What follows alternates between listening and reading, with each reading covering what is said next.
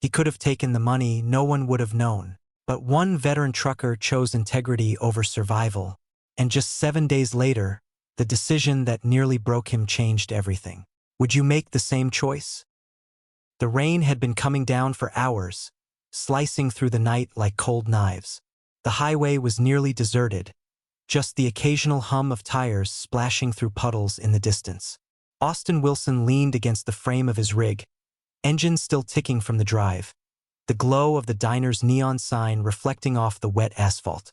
The smell of diesel, rain, and burnt coffee lingered in the air. He lit a cigarette with trembling fingers, more from exhaustion than need. His back ached. His knees felt like they were held together with rubber bands and prayers. 30 years on the road and nothing to show for it except calloused hands, a crumpled photo of his daughter in his wallet, and a list of overdue bills he'd memorized like scripture. That's when he saw him, Douglas Myers, wearing a trench coat that looked too clean for a place like this, stepping out from a white Mercedes.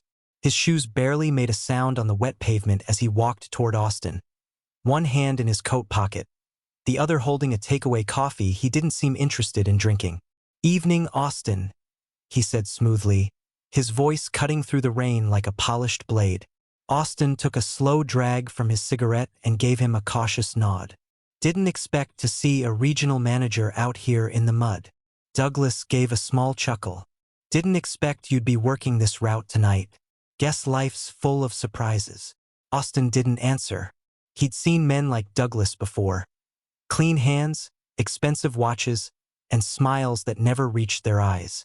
Douglas glanced around the lot, as if checking for eavesdroppers, then stepped closer.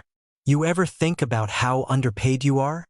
Douglas asked casually, like they were chatting about football. "You move millions in freight every year. They hand you crumbs. Doesn't sit right with me." Austin flicked ash off the end of his cigarette. "That's the job. No one forced me to take it." Douglas nodded slowly. "Still, with everything you've got going on, your daughter's treatment, those insurance headaches, I figured maybe you'd be open to something smarter." Austin's eyes narrowed. "Say what you're here to say." Douglas reached into his coat and pulled out a thick envelope. He held it out just slightly, not enough to make a scene, just enough for Austin to see the bulge of cash inside. "We're rerouting a few shipments. Slight changes to the manifest. You do nothing but drive like always. I'll make sure you're thanked properly. This," he raised the envelope, "is just for listening." Austin stared at it for a long beat. The rain drummed louder against the aluminum siding of the diner behind them. Somewhere in the distance, a truck engine coughed to life. "How many drivers are you offering this to?" Austin asked finally, voice low. Douglas smiled. "Just the smart ones. The ones who know the difference between loyalty and survival." Austin's jaw tensed. His daughter, Sophie, was back home in her bed, pale and quiet, her medications running low again. Insurance had denied the last appeal. The hospital bills were growing teeth. That envelope could keep the lights on, could buy medicine, could buy time. But Austin's eyes drifted to Douglas's hand. His nails were manicured. His watch glinted with arrogance. There was no empathy there, only calculation. This man wasn't offering help. He was buying silence.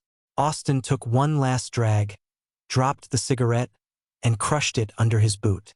"No," Douglas blinked, almost amused. "No?" Austin looked him in the eye. "You said something earlier, about loyalty and survival. I've survived worse than this, and I sure as hell won't sell out for a man who doesn't even have the guts to do his own dirty work." Douglas's smile vanished. The air grew still. "You'll regret that," he said quietly, almost like a promise. Austin stepped back toward his rig, opened the door, and paused. "Maybe," he said without turning around, "but at least I'll still be able to look my daughter in the eyes." He climbed in, fired up the engine, and pulled away from the lot, tires hissing through puddles, headlights vanishing into the fog. Behind him, Douglas stood alone in the rain, envelope still in hand, watching the truck disappear into the night. What Austin didn't know was that someone inside the diner had been watching the whole thing. And they weren't the only one. The hum of tires on asphalt was normally soothing to Austin Wilson, a rhythm he could count on. But this time it felt like pressure. Each mile he drove weighed heavier than the last, like the road was stretching just to punish him. 3 days had passed since the night Douglas Myers made his offer. Austin hadn't told a soul. Not because he was afraid of Douglas, he'd faced worse men in war, but because of what it meant. The temptation, the fact that part of him still replayed the envelope in Douglas's hand when Sophie's coughs got too harsh at night. He pulled into the loading dock in Tulsa, eyes heavy with fatigue.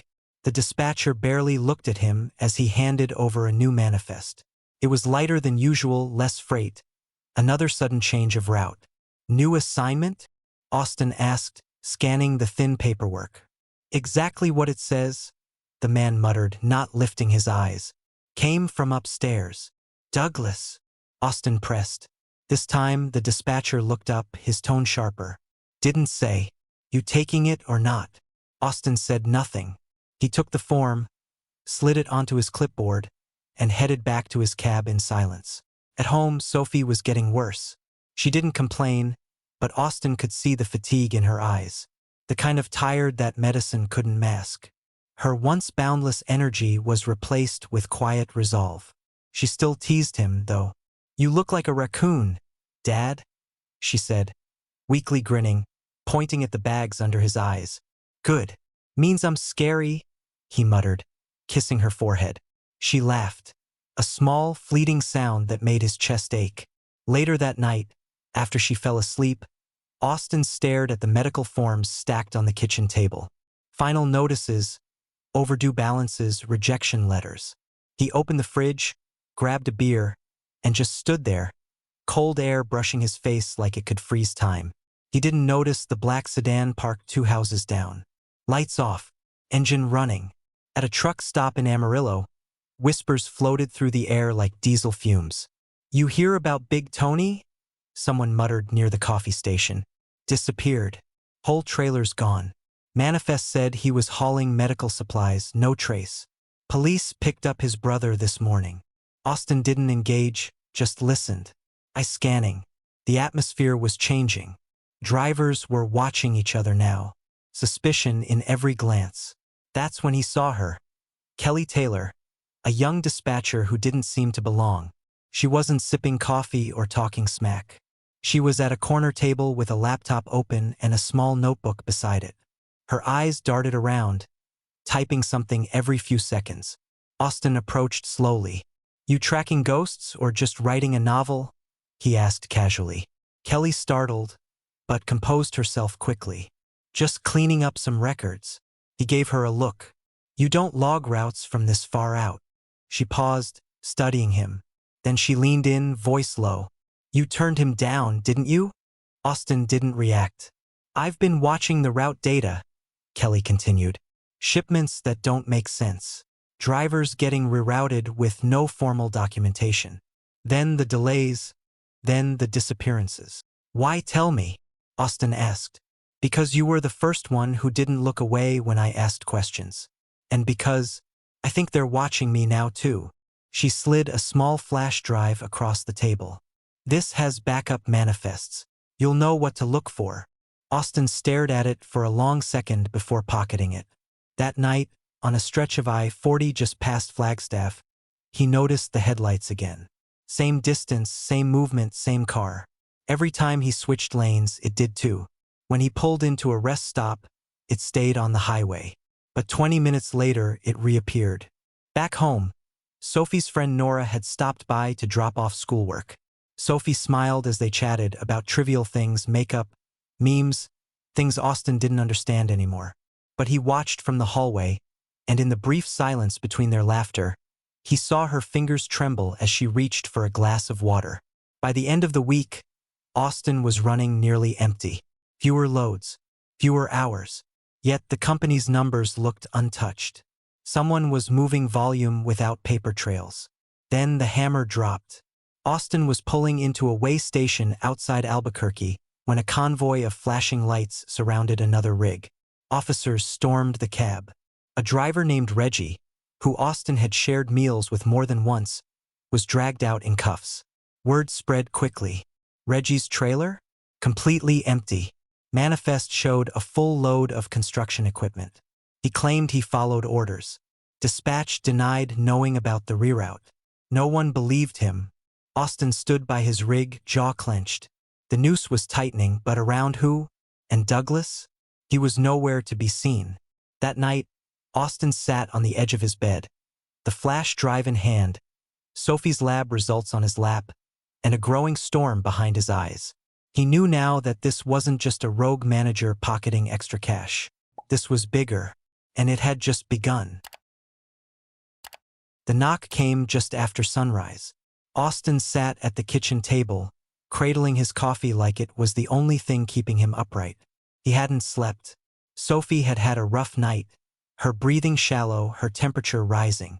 He'd nearly driven to the ER, but she insisted. "Let's wait till morning, Dad." The knock came again, firmer. Austin opened the door to find Kelly on his porch, drenched in sweat and panic. "It's happening," she said, breathless. "I sent it." He blinked. "Sent what?" "The tip. The files. Your recording." Austin's heart stopped. "You what?" "I sent it to a contact at Freightline Journal. Told them everything." Austin stepped outside, jaw tight. "Kelly, that recording wasn't." "I know. You didn't say I could use it. But you kept it. You knew what it meant." He ran a hand down his face, cursing under his breath. "It's gonna blow back on you. I don't care anymore. They're about to eat their own." By midday, the storm had broken. Whistleblower exposes corruption in major logistics firm. Truckers used in illegal rerouting scheme. Arrests expected. Veteran driver refuses bribe. Sparks investigation. Austin's phone exploded. Texts from numbers he didn't recognize. News vans parked outside the truck stop. Other drivers, men he hadn't spoken to in years, were calling just to say, "We're with you." Douglas Myers was arrested that afternoon outside his gated house. The footage played on loop. Douglas in cuffs, head down, avoiding the camera flashes. Reporters shouted over each other, but he stayed silent. The real twist? Executives from the company began releasing statements of surprise and disappointment. They denied knowledge, praised the brave employees who stood for integrity, and immediately launched an internal audit. It was corporate damage control at its finest. But one name kept rising in every headline. Austin Wilson. The narrative took on a life of its own. Veteran truck driver resists six-figure bribe. Father of sick teen stands tall while others fall. A modern-day hero behind the wheel. Austin didn't like it. Felt twisted, oversimplified, like they were carving him into a symbol he never asked to be. But then the letters started arriving. Handwritten notes, emails, even postcards from places he'd never been. Drivers and dispatchers, nurses and veterans, mothers who had lost their daughters to the same illness Sophie had, all saying the same thing, "Thank you." Austin read every single one. And Sophie? She started smiling again. Not just the tired, brave smile he'd grown used to. Real smiles. When a classmate's mother set up a fundraiser online, Sophie laughed through tears and said, "Dad, people care about us. Can you believe that?" Then came the convoy. Unmarked trucks. Clean, black. Parked quietly on the street like they belonged. No press. No fanfare. Just a single black SUV in the lead, its windows dark. Austin stepped out onto the porch as the door opened. The man who stepped out looked too young to be taken seriously. Late 30s, maybe. Lean, sharp suit. No tie. Wind-blown hair like he'd flown in that morning. And probably had. "Mr. Wilson?" the man asked, stepping forward, hand outstretched. "I'm Logan Moranis." Austin hesitated. He knew the name. CEO of Hawkline Freight Systems. Billionaire. Private. A man who'd never once set foot in a loading dock, as far as Austin could tell. "What's a guy like you doing out here?" Austin asked, not shaking his hand. Moranis smiled. "Making something right." They sat inside. Sophie watched from the hallway, too tired to speak but alert. "I read everything," Moranis said, straight to the point. "The report. The files. You're recording. Kelly's data logs. You could have taken the money. You didn't. Wouldn't have solved anything, Austin muttered. But it saved us, Moranis said. This scandal would have destroyed my company. Instead, we have a chance to clean it up. For real. Austin studied him. You want a quote? A picture for the investors? No, Moranis leaned forward. I want you. Austin blinked. Come again. I want you to head up a new internal ethics team. Driver first. Eyes on every level of the supply chain. You won't be a figurehead. You'll have authority. You'll set the standard. Austin laughed bitterly. I'm a trucker, not a corporate suit. Exactly, Moranis said. That's why I trust you. Austin was silent. Moranis reached into his jacket and slid a sealed folder across the table. Inside, a formal job offer, a direct line to the CEO's office, and, highlighted in yellow, a commitment from the company to fully cover Sophie's treatment, past and future. Austin stared at the page. I don't buy silence, Moranis said. If you want to say no, I'll walk out and wish you well. But if you say yes, we build something better. That night, Austin sat beside Sophie's bed as she slept, the city outside finally quiet. He hadn't made his decision yet, but the road ahead didn't feel hopeless, felt open. Austin never expected that doing the right thing would ripple this far. He hadn't done it for glory or any kind of reward. He did it because something deep inside him refused to bend. And now everything was different. Not overnight. Not with fireworks or fanfare. But like an old engine finally running clean again. The gears of the company, and Austin's life, were turning with new purpose.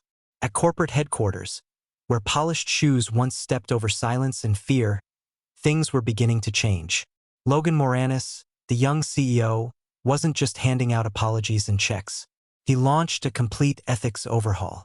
And he wanted Austin right in the middle of it. Austin, stubborn as ever, didn't bother with suits. He walked into his first ethics committee meeting in worn boots and a flannel shirt. Someone offered him a tailored jacket. He laughed. If you want honesty, you better get used to my sleeves rolled up. The others listened. It was Austin who pushed for the first reform. A direct, anonymous hotline for truckers. No red tape, no waiting, just a way to be heard. Within weeks, reports started to pour in.